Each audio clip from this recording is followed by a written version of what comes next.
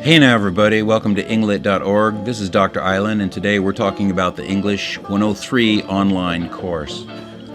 When you log into Canvas, you're going to notice that the course is divided up into modules, each module essentially being 1 week's worth of material with the exception of the two introductory sections. The first introductory section is the syllabus, which is the bits and pieces that you would get if you were in a classroom on the first day and they handed out a document to you that includes the course description, the grading and assessment, course calendar, and a little discussion about the realities of being a college student. The other section here, called the Welcome Here section, or the Start Here section, has a welcome and has response instructions in terms of how to do the responses that you'll be doing during the course of the semester. And a little quiz here. All this quiz is designed to do is to make sure that you've read this material and that you understand what you're getting into in terms of a freshman composition course that is required for transfer for many people.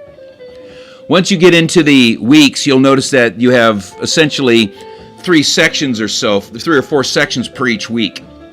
The first of it has to do with the element, well, they all have to do with the elements that you're learning during the course of this class. And what are you learning during the course of this class?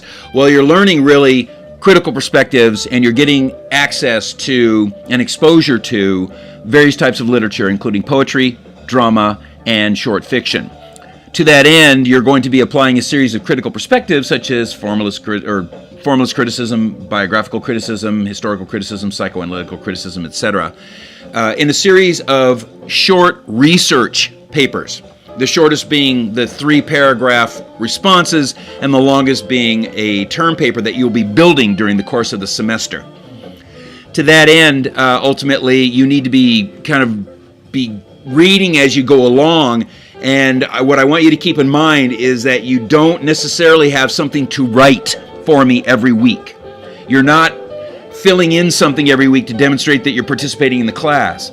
Instead, you are gathering information and working on a long-term project for which you'll be submitting pieces of it during the course of the semester.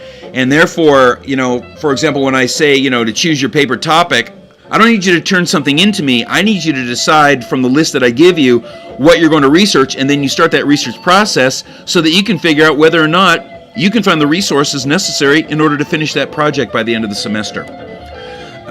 Keep that in mind, that you're not doing a bunch of short works during the course of the semester as much as you're doing a series of few but rather long works for me. To that end, each week you're going to have something on rhetoric, which has to do with formatting, discussion of what poetry is, discussion of what drama is, etc., etc. If you've taken English 101, you should know what MLA formatting is. You should know how to quote and cite in text both a primary and secondary text. You should understand what a works cited page is. You should understand what an annotated works cited is. You should understand what an outline is. But that being said, if it's been a while, or you forgot that, or your teacher didn't teach you that, or you somehow tested into this course, whatever it happens to be, you will be revisiting that because I expect you to know it for the course. The other part that, of course, that you're going to be looking at are the critical perspectives, and certainly each analysis that you do for me is going to be applying at least one of these critical perspectives. To that end, when you click on this, you're going to get 2 things. One of them is you're going to click on the analysis, and you're going to get a discussion of the actual work, the actual criticism itself. And when you do click on it, it's just going to take you to a page that has every single one of the critical perspectives that we're going to discuss during the course of the semester. But along with each one of these, you'll also notice that there's a video, and when you click on the video, it'll take you specifically to the video about biographical criticism, or this one about formalist criticism, or this one about historical criticism. In other words, the videos themselves are very specific, whereas when you click on the label just for the critical perspective that's not a video, it takes you to the webpage where all the critical perspectives are. In fact, when you do go to that page, you'll notice that each one of them has the video link there. But I just want you to make sure that you understand that you have the video, that I'm expecting you to watch those videos or to read the description, either one. Another element that you're going to consider, of course, is the primary source. The primary source is the material that we're using for analysis, whether it's poetry or drama or fiction. And each week I give you, with poetry, a list of works.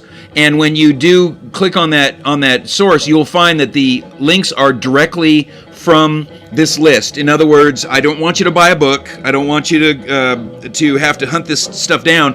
I've already hunted it down for you. So when you want to read this poem by Randall Jarrell, it'll automatically take you to the Poetry Foundation, and you will get this short little poem that we will then use for discussion in the chat room, or if you want to, on a response. As you go through each week, you will notice that the amount of reading that you do for each semester becomes pretty much consistent all the way through until we get toward the very end, when you've covered all the critical perspectives and you've covered most of the formatting issues, and really it's a matter of you working on your written document. During most of the weeks, or many of the weeks, you'll have an opportunity to provide a response. A response is a short 3-paragraph essay in which you apply a single critical perspective on a work that I give you. For example, the response 1 any poem is that you choose any poem from what we've read in the first couple, or maybe the first 3 weeks, and you apply it to that particular analysis. Later on, you can do a discussion, a response for a play, or you can do a response for fiction. You'll also be given an opportunity to do responses on the papers that you're doing to get some feedback from me. The responses are your participation grade. If you do 5 of them by the end of the semester, and I give you more than 5 opportunities to do so, but if you do 5 of them by the end of the semester, then you've fulfilled your participation grade. You'll get an A for participation. The other grade source in this class is from taking a test. And in my class, a test is an on-campus essay. You come into the testing center. I'll give you a week or so to take the test, and you come in at a time that's convenient for you when the testing center is open.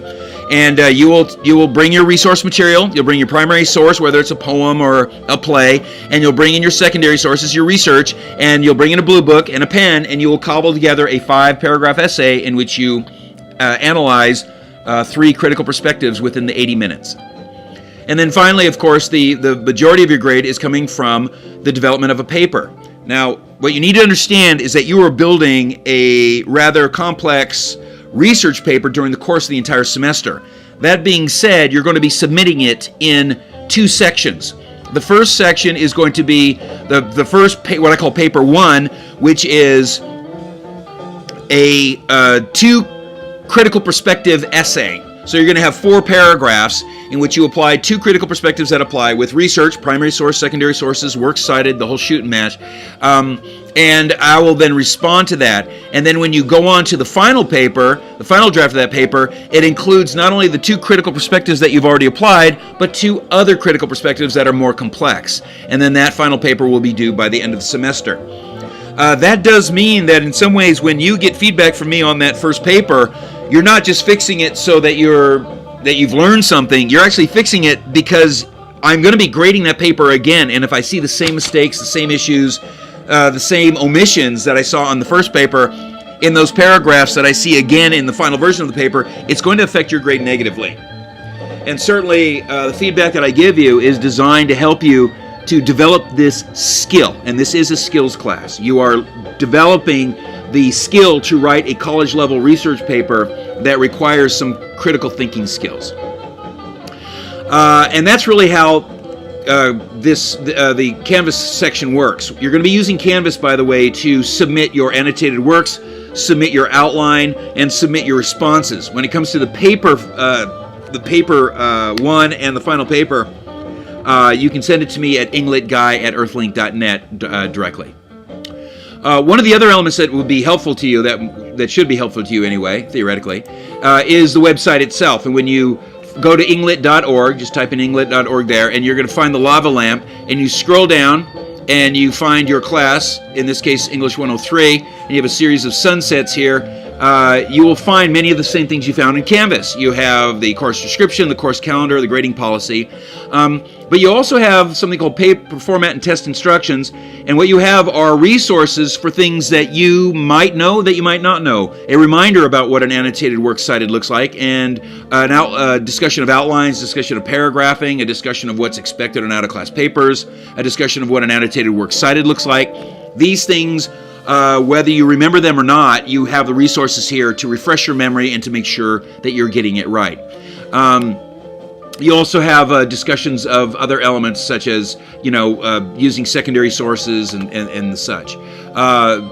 However, one of the other elements that you might find useful are specific examples, and you'll find that in the Archive of Tests and Papers. And if you scroll down to the English 103 stuff, you'll find responses, you'll find the papers, you'll even find examples of tests. We don't do the message board thing anymore in this class, the message board discussion group thing, but you will see that that these resources here, the response and the paper and the test material, are good examples of works that really show you what I'm expecting from your work in this class.